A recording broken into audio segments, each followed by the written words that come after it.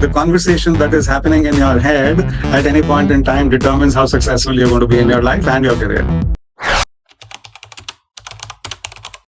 If AI gives me the productivity increase, it just means that as a hamster, I'm running faster and faster and even faster. Welcome to Tech Bytes with Ash, where we discuss trends in digital technology that support true business outcomes. I'm Ashu Bhatia, a consultant, an author, and a practitioner of all practical insights on your technology investments. Well, hello there, and welcome back to my channel, Tech Bytes with Ash.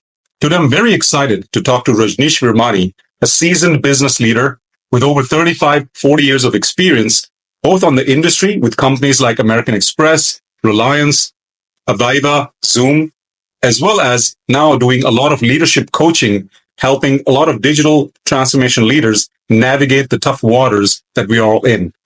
He is an author of the book Bloody Good Leadership, which I would highly recommend you guys to check out, as well as does a lot of giving back into the community, helping youth mentoring, as well as being involved in organizations like Udyan Care to really bring back and give those leadership principles to the young community. Welcome, Rajnish Virmani.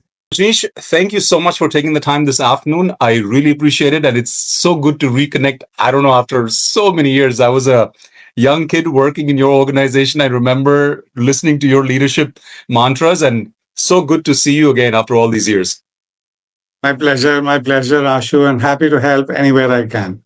Thank you so much. So Rajnish, as I mentioned to you that, you've had a phenomenal, broad and deep career, but I always like to really understand the person behind the person, if you will, for my audience. Rajnish, as not only as a professional, but as a person, with all the navigation that you've done in your career, we would love to understand what was it that really incented you to take this current kind of leadership role, and how was that journey? Wonderful. Happy to give you a perspective.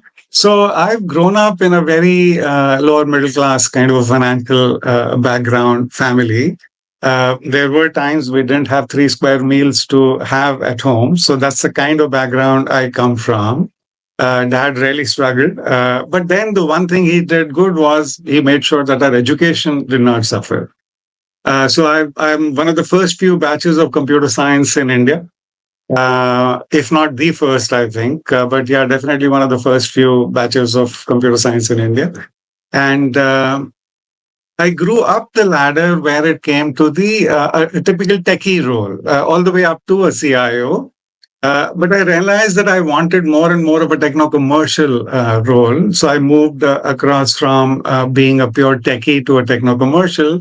And then one of my managers at American Express, in fact, pointed out to me, saying, "Hey, it feels like there is something more to you towards, and I've seen how the employees behave towards you, that you have a way with people."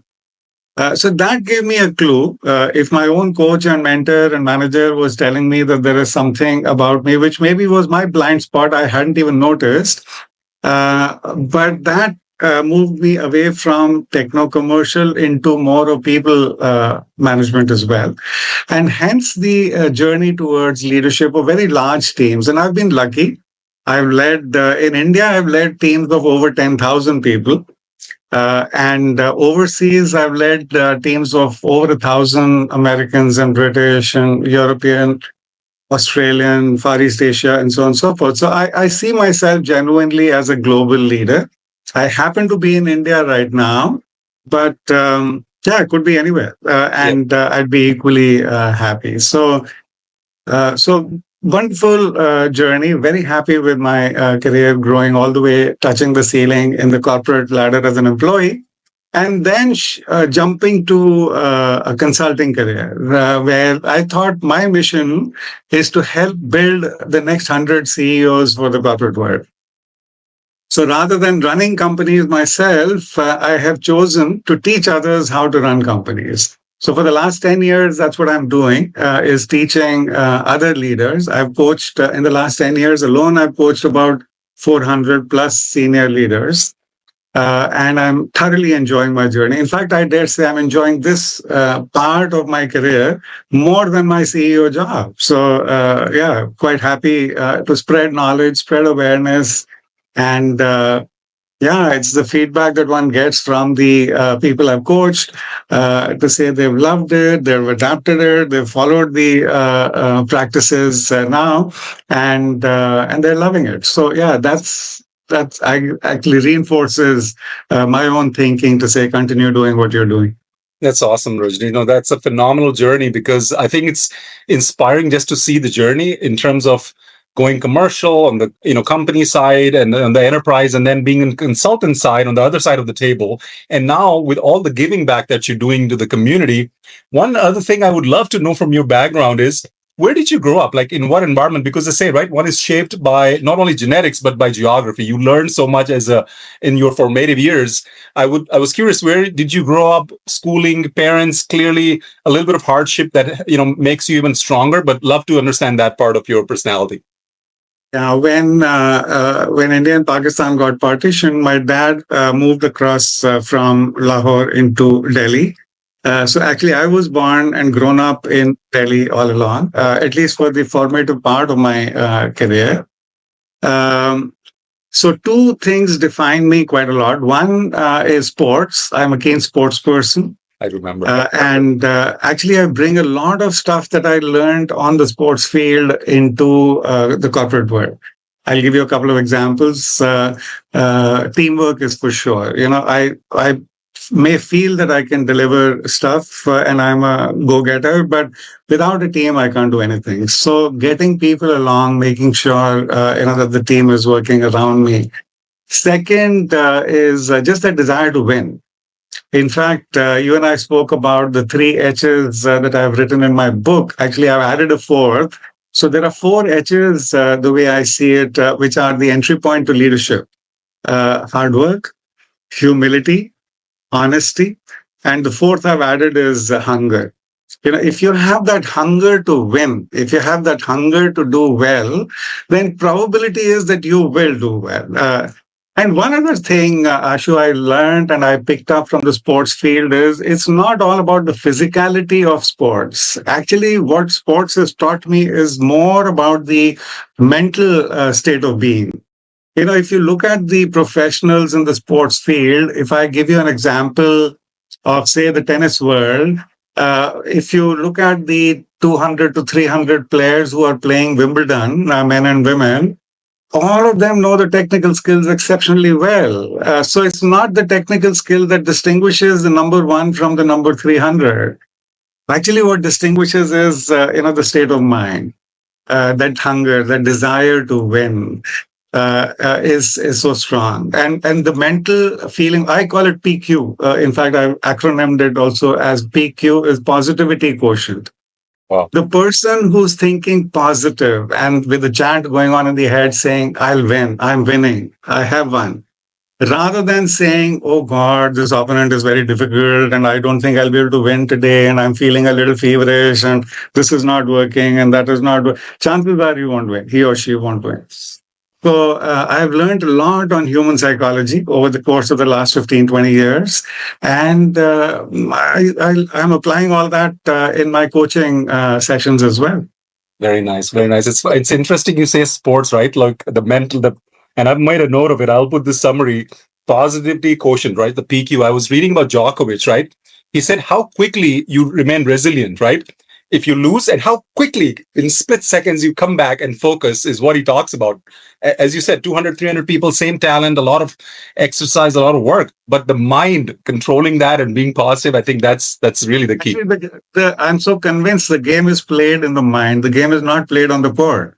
Exactly. You may have a physical racket in your hand, and of course that's required. It's not as if the technical skills are not required, but they're given. They're given at that level of professionalism.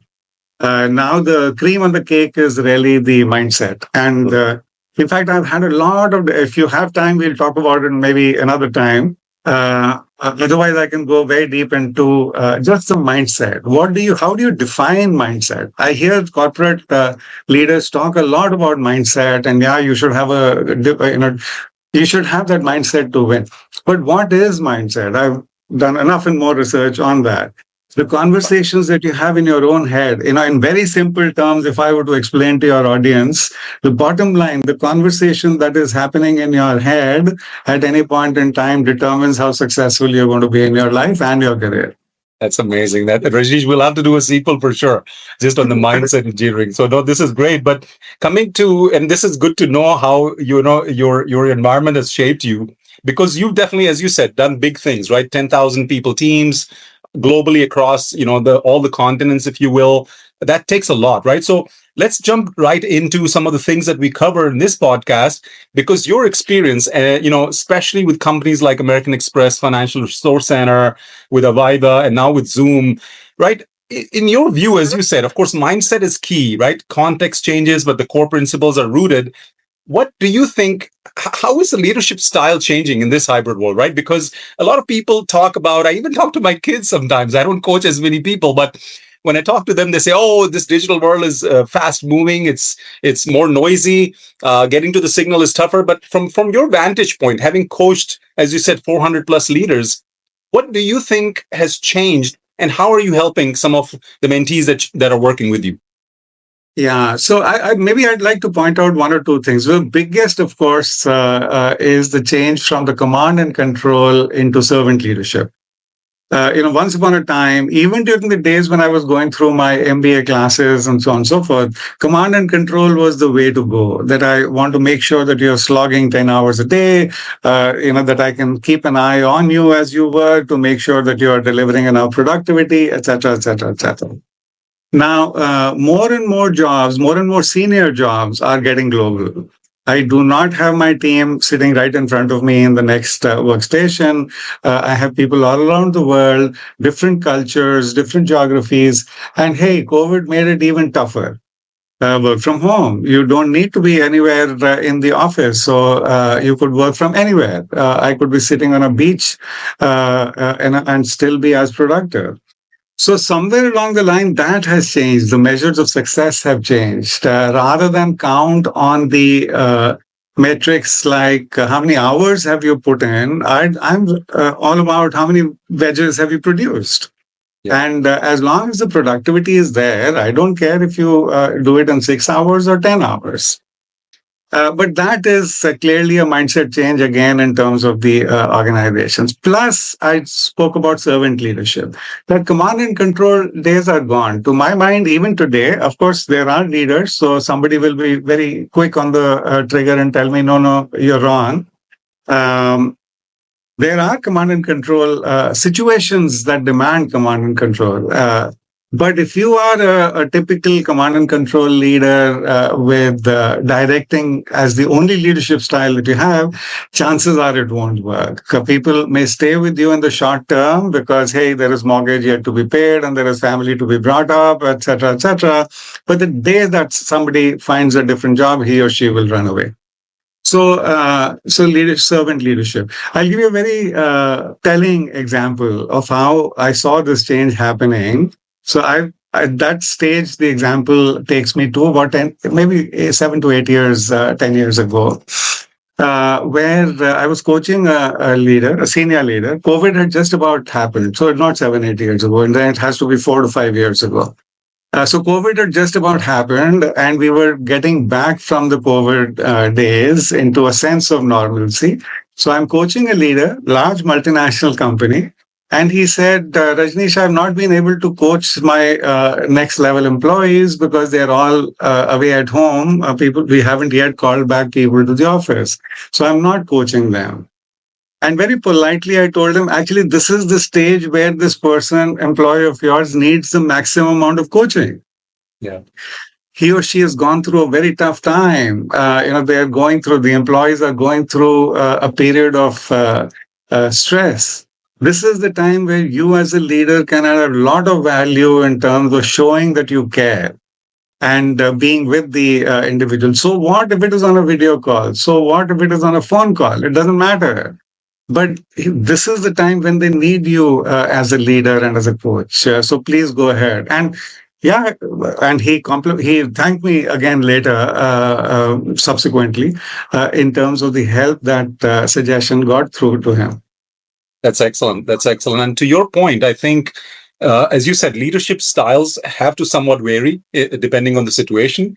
I hear a lot of senior folks that I talk to that servant leadership is the new way, any way to go. It was always there. I mean, I think they started from either Krishna or Jesus in terms of our mythology to say that that kind of leadership, like, for example, Krishna, for those who know the stuff, is that he never lifted a weapon, yet moved a whole entire war by influence and being there. So to your point, I think even if, as I said, technology creates proximity, so even in pixels, be there and at least try to understand what the employees need and what they're going through.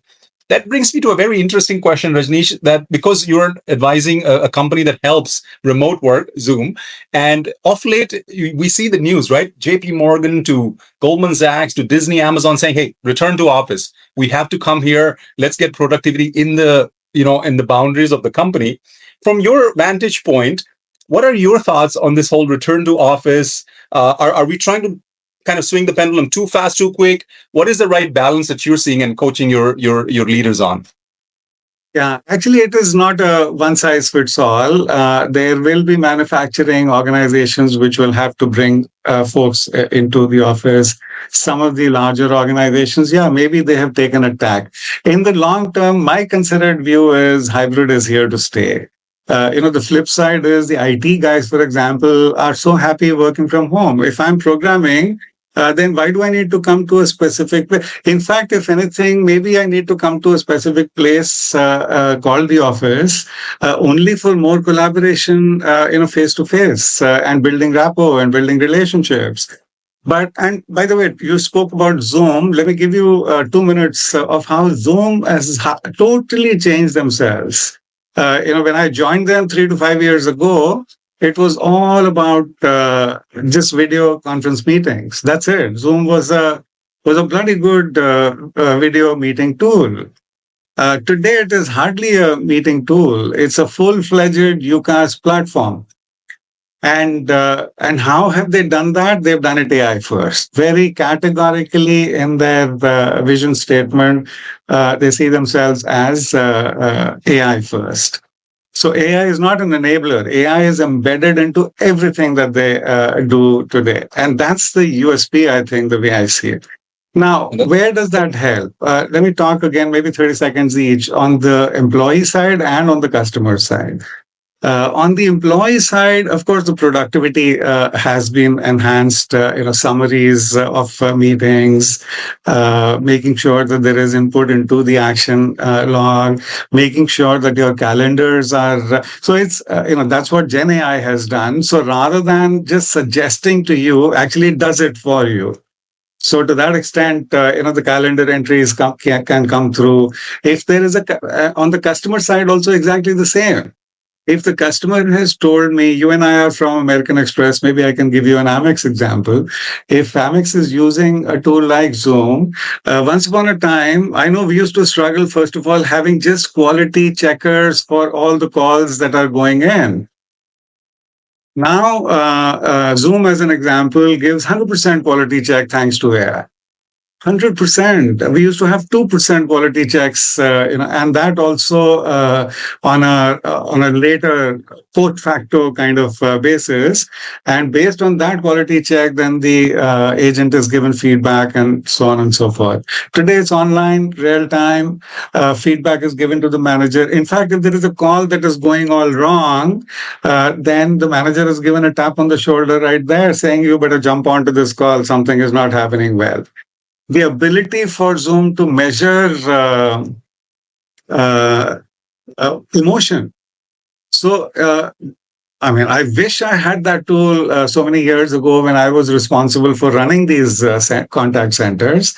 But the fact that if there is a call which is where the customer is getting emotional, the system points it out to me. There is something happening here on this call, and maybe we need to bring in a manager and so on.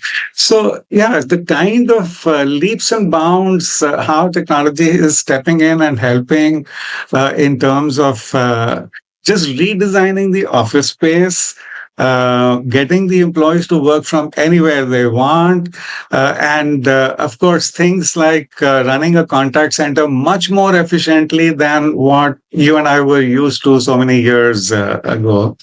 It's amazing. It's absolutely amazing. Absolutely. I think it's interesting that you say that because, of course, data and AI is very near and dear to my work. And you already mentioned the examples in terms of what the tool is already enabling people to do, both on employee experience and consumer experience. But this thing about, you said measuring emotion, that's amazing. That's very deep because once you have sentiment analysis, there's so much things that are real, right? So, of course, I do a lot of work with clients on Gen AI, and there's all this agentic AI piece coming. But if you can, as they say, if you can kind of really understand the human brain, because we are all about, facts as well as emotions, right? So if you can predict that, if you can have some more interventions of human in the loop, I mean, that completely changes the work process for sure. So if a customer calls me and I'm a bank, say for example, if a customer calls me and there's a dispute that he's raising, saying, "Hey, you charged me $1,000, it should have been only $100," and so on and so forth. Guess what? If there is enough documentation given to the agentic AI, it'll give you the $900 credit. No human involved. But that's the basic difference in terms of how we used to earlier handle in terms of the world was post facto, whereas here is right there and then in front of your own eyes. Even from a workspace perspective, Ashu, if during our times when I was running an office, if I had 100 FTE, I needed an office with 100 seats. Today, I can easily run, with 100 people FT in the organization. I need only 60 to 70 seats because the cafeteria seating, the hot desking, etc. And again, you won't believe it, but Zoom is a tool that can help me do that as well. So it's a full-fledged UCaaS collaboration tool. Yeah. And that's what makes it a beautiful tool to have. That's great. That's great. No, I think I've heard so much. I mean, with AI jumping in, the transcripting, the sifting through all the information that we're getting overload on, I think, platforms like that will, of course, help. That's interesting, Rajnish. Let me shift gears a little bit to say that as you talk a little bit about your experience around, these enterprises that are trying to do, coming back to your core of your coaching and the leadership realms that you're doing with positive momentum, helping so many leaders that you talk of, how, and you just mentioned it, right? Like emotion, even in a tool, can be now calibrated, but what about emotion and empathy as a leader, right? And you alluded to servant leadership. A lot of people used to talk about, as you said, command and control, moving to the other spectrum of servant leadership. There's different situations, but from your vantage point, how are you seeing CXOs adapt to this leadership playbook? Because some time ago, people used to say, well, empathy, you don't want to show too much. You have to have a little bit of a hard surface on the outside. But now people talk of empathy as a strategy. What is your experience with working with leaders? Yeah, and again, I can give you multiple examples where I've helped, even if it's a little bit, but as a consultant, changing the culture of the organization. Historically, especially startups. Now, there are at least two companies that I've been associated with that are unicorns today, but who started relatively smaller.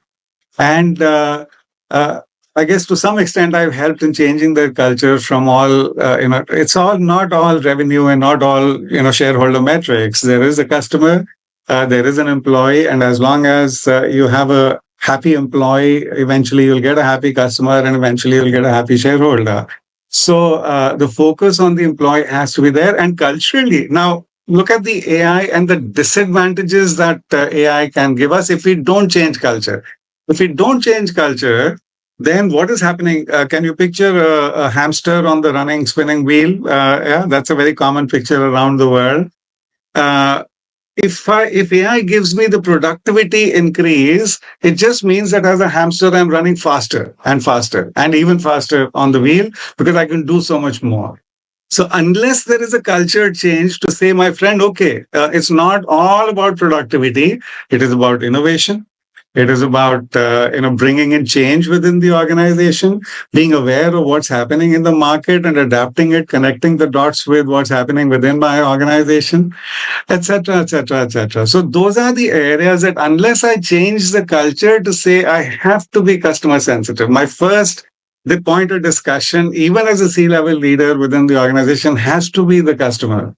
has to be what are the pain points? What is causing the customer not to grow his or her business with me?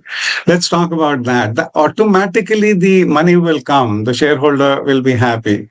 But I have to talk of what is keeping the employee from being happy. What is, why are they not servicing the customer as well as they should? What else can I do? That hunger of constantly improving yourself. Actually, operations I found is nothing more than one, delivering, absolutely, Six Sigma levels. And second is the constant desire to improve yourself. It's just a combination of these two. If you have that in your organization, you're absolutely on. Excellent, excellent. Now, this is great because, as you said, delivery and hunger, if you were to just net it out, good execution is key. So, delivery, Six Sigma, but hunger comes from what you want and aspiring for what there could be, right? The art of the possible. And I know you mentioned. Sorry, go ahead. Go ahead. You mentioned the fourth edge, right? I mean, I think it's $1 billion question when you work with leaders as to how do you remove constraints and how hungry can your organization be to say that as a holistic set of stakeholders, not only shareholders, but also employees, consumers, and kind of caring about the well-being. The other metrics will follow, as you said.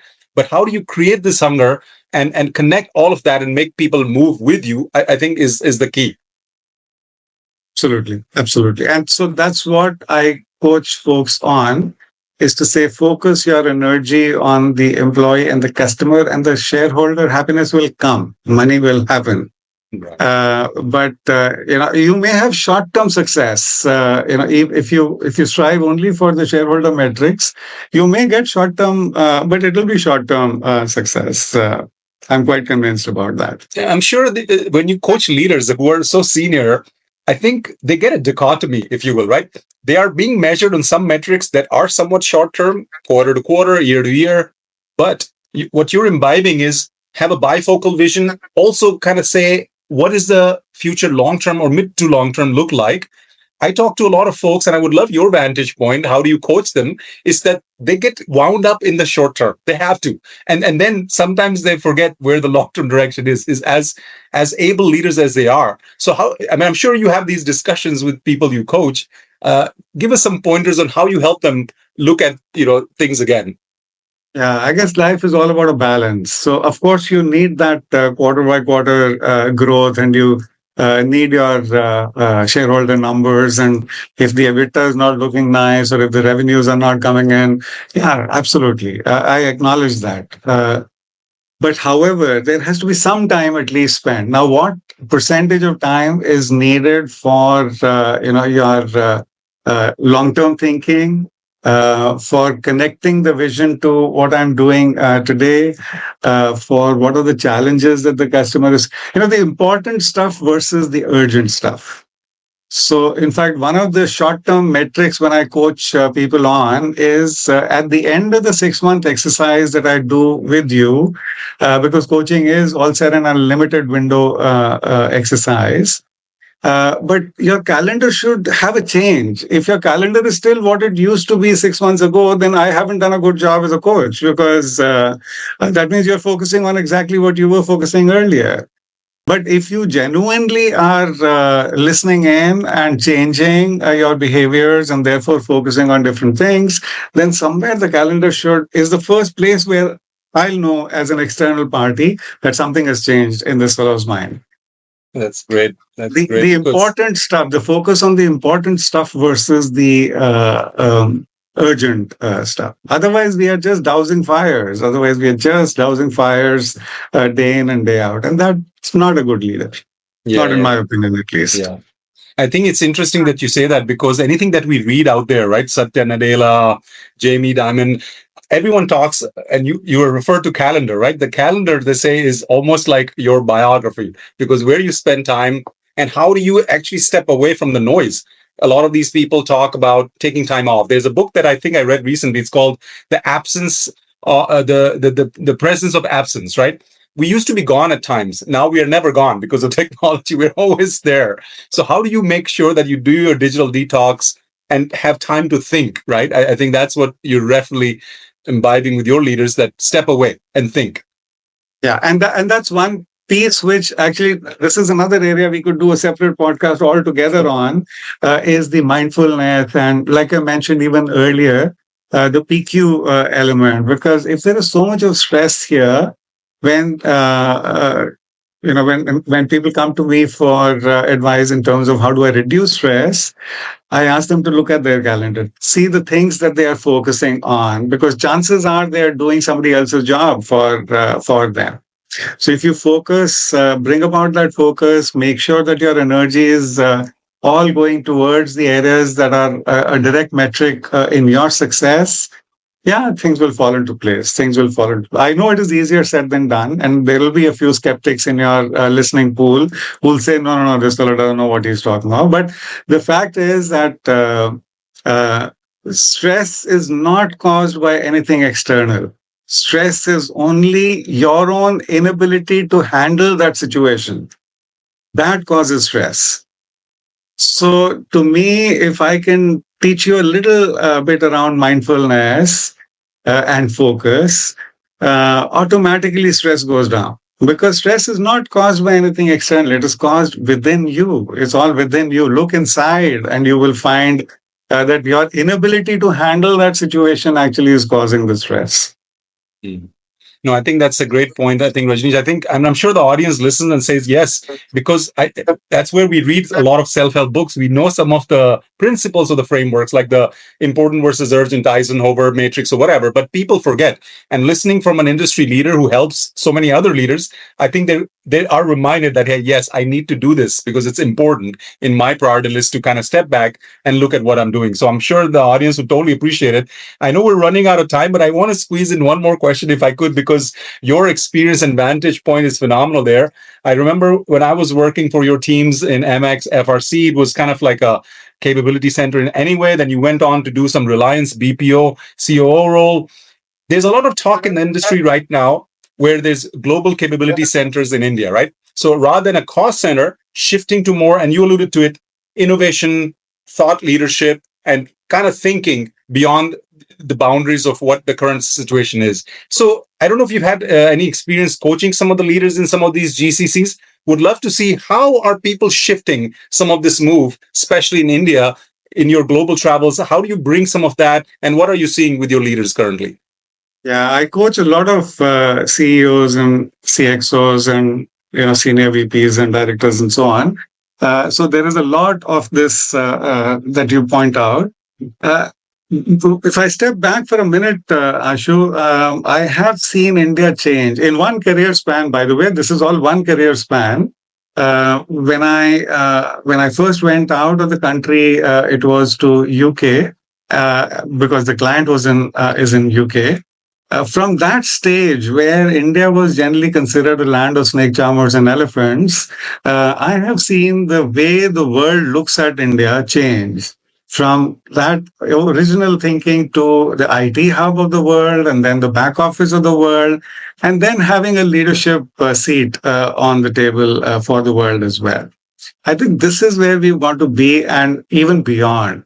One of the things that I point out quite a lot to, especially the C-level resources here, is to say we are still thinking along the lines of I am GCC. And I need to position myself appropriately with the head office or with the parent company, whether it is the US, UK, Europe, Australia, anywhere. But I need to position myself. And that's the one thing that I think if I have to, through your medium, advise anybody, change that thinking. Think like the organization. Think as if you're in the head office. How would you want to utilize this GCC the best? Even if it means, taking a decision which is to the short-term detriment of the GCC, I will go ahead and take that decision. Because from the organization point of view, that is the right decision to take. So do not wear. I still see quite a lot of us, and especially at senior levels. So I want to provoke the CXOs and CEOs of whoever is listening to you. To say, start thinking global, start thinking at a head office level, start thinking at a company level. Do not think at an India level or a GCC level or a departmental level.